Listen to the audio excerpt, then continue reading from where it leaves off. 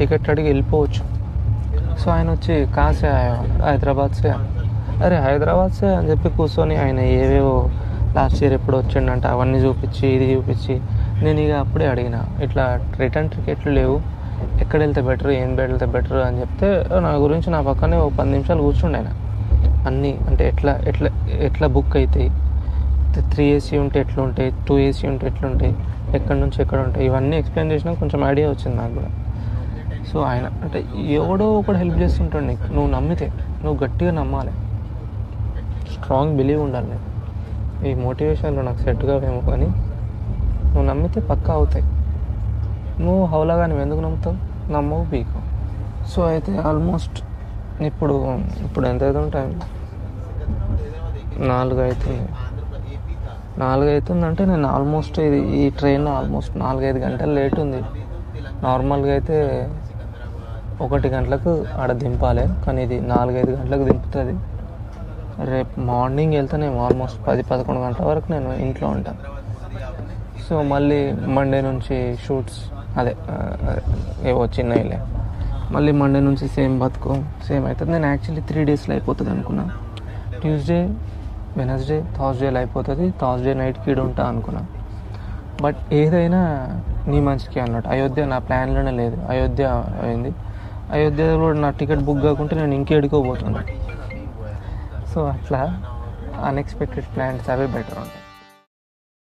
And second day ఇలా వారణాసి ఘాట్స్కి వచ్చినప్పుడు మేము ఇంకా ముగ్గురం నాతో పాటు అక్కడ కలిసిన ఫ్రెండ్స్ తిరిగిన మీది గుడి చాలా ఫేమస్ గుడి, వరదలు వచ్చినప్పుడు కుంగిపోయిందంట. దాని తర్వాత ఇక్కడ టెంపుల్లో ఒకటి వెళ్ళాం, దర్శనం చేసుకొని ఫ్రీ అన్నదానం ఉంటుంది అన్నపూర్ణమ్మ సత్రంలో, అక్కడ తినేసి బయటికి వచ్చి కొద్దిసేపు తిరిగి.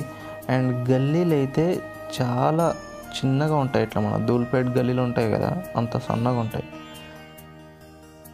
అండ్ అక్కడ తిని బయట వచ్చి కొన్ని స్వీట్స్, ఇక్కడ ఉండే ఫేమస్ స్వీట్స్ కొన్ని తిని, మలాయిలు అవి చాట్స్ ఉన్నాయి ఏవేవో అవి తిని, ఇలా చిన్న చిన్న షాపింగ్ చేసి అక్కడి నుండి ఇంకా ఈవినింగ్ టైంకి అలా గంగమ్మ తల్లి సన్నిధిలో మళ్ళీ ఇంకోసారి స్నానం చేసి, ఎందుకంటే ఈవినింగ్ 6-6:30కి అట్లా గంగారతి టైం కాబట్టి స్నానం చేసుకొని గంగారతి దగ్గరికి వచ్చేసినాం. కానీ గంగారతి దగ్గర చాలా క్రౌడ్ ఉంటుంది ఫుల్.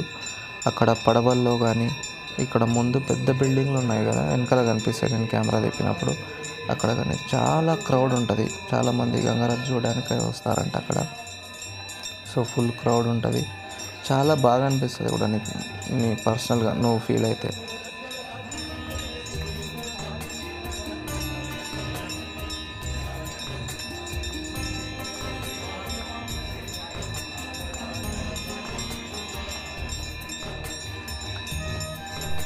ఇంకా గంగారతి అయిపోయిన తర్వాత మెల్లిగా మణికర్ణిక ఘాట్ దగ్గర వెళ్ళాము. అక్కడ ఇలా కాలుతూనే ఉంటాయి దేహాలు, రోజుకు 600-700 దేహాలు కాలుతాయంట, కంటిన్యూస్ ప్రాసెస్ అది. ఇంకా మణికర్ణిక ఘాట్లో చాలా టైం కూర్చొని తర్వాత అలా ఘాట్ల వెంట వెళ్తూ నెక్స్ట్ డే డైరెక్ట్ ఇప్పుడు నేను అయోధ్యకి వెళ్తా. అది నేను లాస్ట్ వీడియోలో చెప్పినట్టు ఉంటుంది, ఇక్కడ ఏవో షూటింగ్లో అవి జరుగుతూనే ఉండే, కానీ ఇప్పుడు డైరెక్ట్ అయోధ్య క్లిప్ పెడతా. ఇక్కడ ఎడిటింగ్ అంత రాదు కాబట్టి. ఇదనమాట అయోధ్య దగ్గర ఉన్నాం మనం ఇప్పుడు హనుమాన్ గరి అంట. ఫస్ట్ ఇక్కడ రామ్ మందిర్కి వెళ్ళాలంట. ఎక్కువ క్రౌడ్ అయితే లేదు, ఆటోలు కూడా లేవు. ఆల్మోస్ట్ 2 కిలోమీటర్స్ మా రూమ్ నుండి.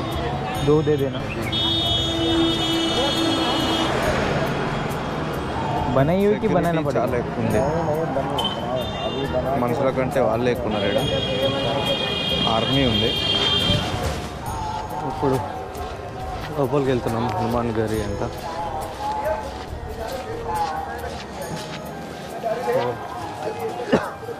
ఆ ముందర కనిపించేది రామ మందిరం అనుకుంటా. ఇవన్నీ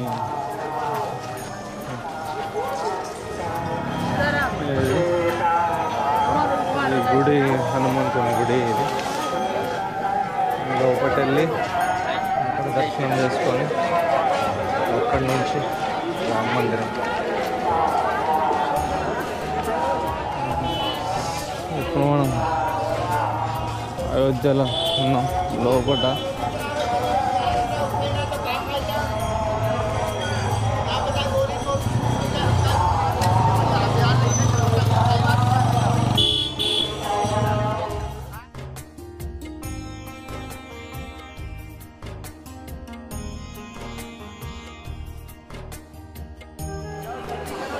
లోపల ఉన్నాం ఇప్పుడు గుడి లోపల.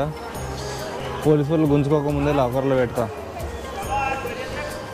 ఇంకా అయోధ్యలో దర్శనం అయిపోయింది. చాలా పెద్ద గుడి, ఇంకా చాలా కన్స్ట్రక్షన్ అయ్యాల్సి ఉంది, కానీ ఇంకా అయిపోయింది. ఇప్పుడు నేను తీసిన కొన్ని ఫొటోస్ పెడతా. ఫొటోస్ కొన్ని అయితే నిజంగా చాలా బాగా వచ్చినాయి. నాకే అనిపిస్తుంది ఈ ఫొటోస్ అన్నీ నేనే తీసినా అనే ఫీలింగ్ వస్తుంది, కానీ బాగుంటాయి మనసుకు. ఇంకా మీకు తప్పదు కాబట్టి ఇవన్నీ చూడాల్సిందే.